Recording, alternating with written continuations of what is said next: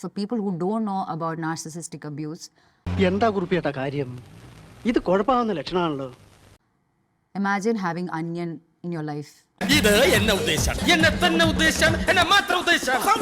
പെട്ടെന്നൊരു ദിവസം അനുപമ ധ്രുവ് വിക്രമിനെ അൺഫോളോ ചെയ്യുന്നു. ഓ എന്താ സംഭവം പറ കേക്കട്ടെ.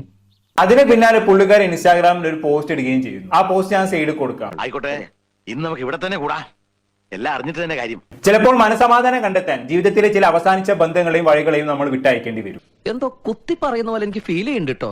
കുത്തിയില്ലല്ലോ, കുത്താൻ പോണല്ലേ ഉള്ളൂ. ആക്ച്വലി ഇന്ന് ഞാൻ മനസമാധാനം കണ്ടെത്തിയിരിക്കുന്നു. ഇന്നു മുതൽ ഞാൻ എന്റെ ശബ്ദത്തെ തിരഞ്ഞെടുക്കുന്നു, എന്റെ ജീവിതത്തെ തിരഞ്ഞെടുക്കുന്നു. പിന്നീട് വരെ അവസരം കിട്ടിയില്ലെങ്കിൽ എനിക്കിനി ആരുടെയും അനുമതി വേണ്ട, ആരെയും ഭയപ്പെടേണ്ടതില്ല. എനിക്കൊന്നും മനസ്സിലാവുന്നില്ല. മനസ്സിലാക്കി തരാം. Like one day he's Remo. Like ഭയങ്കര ലവായിട്ട് you feel like അല്പം താമസിച്ചിട്ടാണെങ്കിലും എനിക്കും ലവടിക്കാര് പെണ്ണിനെ കിട്ടിയല്ലോ. how lucky am I to get a person like this in my life? Is this even reality? ചിരിച്ച മുഖവുമായി വന്ന് പിന്നിൽ നിന്ന് കുത്തുന്ന ക്രിമിനൽസ് ആരാണെന്ന് നമുക്ക് തിരിച്ചറിയാൻ കഴിയില്ല.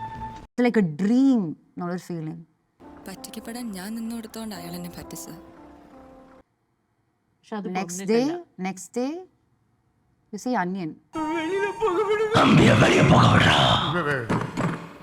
That kind of extreme.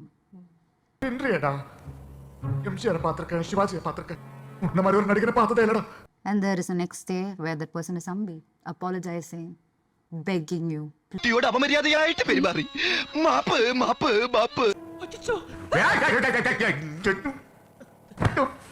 pleading you, promising you that they'll never repeat this again.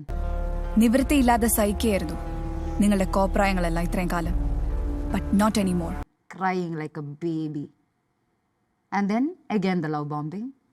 മോനും കൂടെ അഭിനയിച്ച് തകർക്കുകയാണല്ലേ. ഓസ്കാർ ആർക്ക് കിട്ടും? The same cycle goes on and on and on and on. ഞാൻ പറയുന്നതൊന്ന് വേണ്ട, എനിക്ക് കേൾക്കണ്ട. ഇനിയും നിങ്ങളുടെ പച്ച കള്ളങ്ങൾ വിശ്വസിക്കാനൊന്നും എന്നെ കിട്ടില്ല. ഒരു ടോക്സിക് റിലേഷൻഷിപ്പിൽ നിന്നും പുറത്തു വന്നതിന് സന്തോഷമാണ് ഈ അനുപമ പ്രകടിപ്പിക്കുന്നത് എന്നുള്ളത്. അഴിക്കെന്ന് പറഞ്ഞാൽ വെറും അഴുക്ക, തന്തയേക്കാ മോശം. ഇത്രക്ക് ചീപ്പാണ് ആർട്ടിസ്റ്റ് ബേബി.